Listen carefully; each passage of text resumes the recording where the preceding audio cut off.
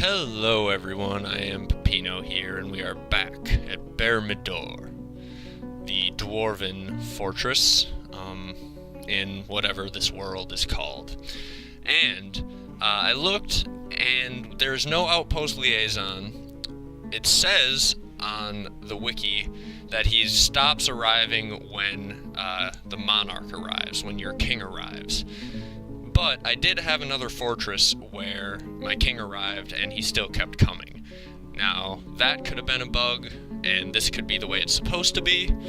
I'm not sure. But I have also read that currently there is a thing where invading forces in the world have a 100% success rate, is what someone on Reddit said. So basically, if elves were to invade, or if goblins were to invade the dwarf fortresses elsewhere in the world, it's very likely that they would wipe them out, basically. So it is possible that we are the last of the dwarves, and it is possible that we are not, and everything is fine. We won't know for some time. Maybe we'll figure it out, but who knows. The other thing I've done is, since this engraver is just going around smoothing all the stone right now, I set him to engrave, actually, our king's room, which should help make him a lot happier. But I'm guessing he's going to go and finish smoothing everything out first. We've got more bedrooms dug out, and beds are being placed as we speak, and the guy is engraving masterpiece engravings everywhere, so that's good. That is going to make our dwarves very, very happy, I would have to imagine. Are these his engravings? Yes, they are. We can take a look at them. It's an image of the eviscerated influences. The nice slab. Okay. This one is an image of Nagatal, the vomit of adoring, the deity of birth, pregnancy, disease, death, and suicide. Alright then, so basically birth and death and all that stuff. That's what it's the god of. Depicted as a rotting female dwarf. That is a great god of pregnancy, or goddess, I suppose, of pregnancy. A rotting female dwarf, striking a triumphant pose. And then a symbol of the remarkable Quakes, a local dwarven government. A dwarf and bark scorpions.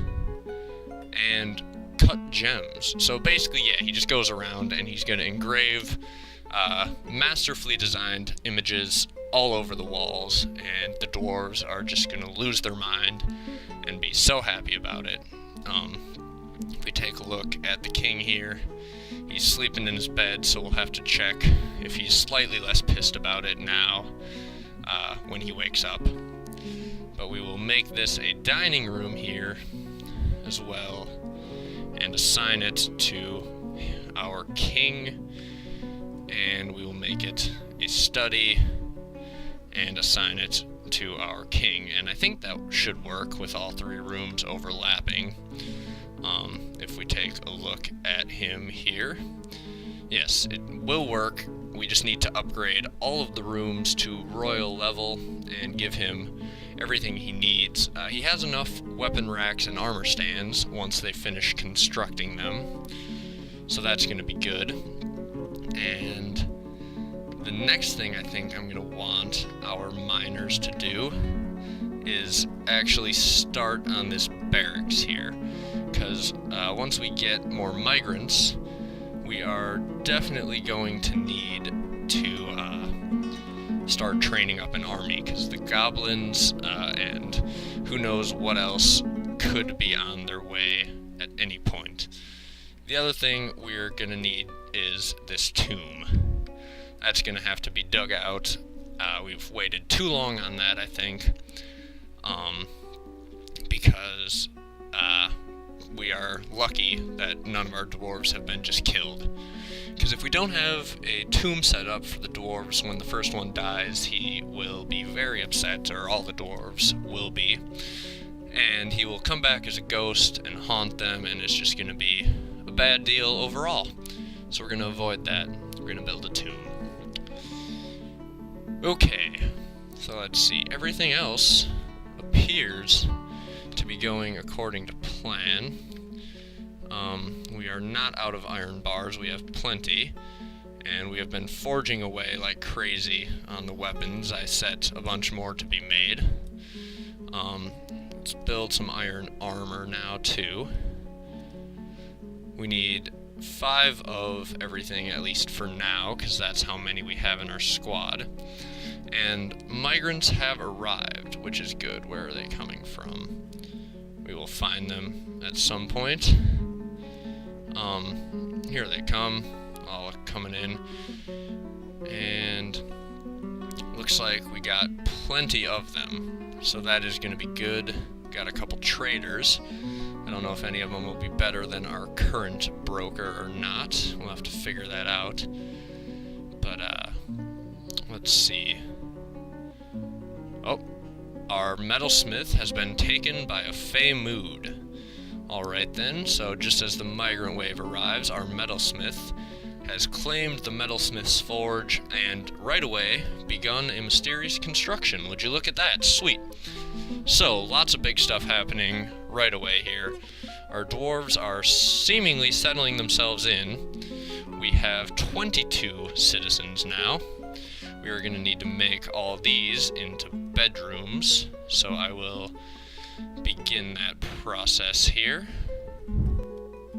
Okay, so that's done, and now all of the ones except for these last 2 that don't have the beds yet have been made into bedrooms.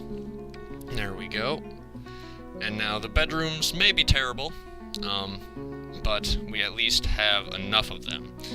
It's also going to be time to dig out more of our dining hall here, and add some more tables and stuff like that. Now this guy is just engraving masterpieces all over the place, so hopefully that's going to make our King of the Dwarves happy. He's got a great bedroom and a great dining room. Not quite royal yet, but it is seemingly well on his way, and he's going to need a tomb as well. Let's get an up-down... Actually, we'll wait on that. Okay, here we go. So we have created our first artifact. Esob Kurtobel, the metalsmith, has created a jagged iron cap. And if we take a look at it, it is worth 18,000 dwarf bucks, and it is a jagged iron cap studded with iron. Fair enough. Pretty useless overall. I was kind of hoping for maybe a weapon of some sort. Would have been nice, but oh well. Also, we have expanded our workshops area here, so we are going to add a whole new set of industries, including a soap making workshop, a butcher. That's not the butcher. There's the butcher. A leather works, right there. A tanner's shop, right there. We will build the farmer's workshop up here near the farms once they dig that out. I've also started the farming, so we have some dwarves on that, and I will probably throw a bunch of idlers on that at some point. But if you look at our stores right now, we are doing pretty good after that trading we did. So I'm not too worried about our food just yet. We're going to want a jeweler's workshop in here.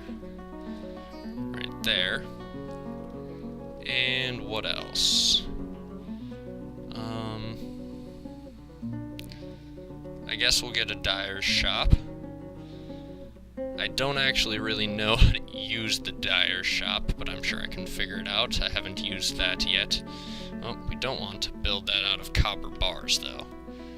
And what did I build this one out of? I should make sure.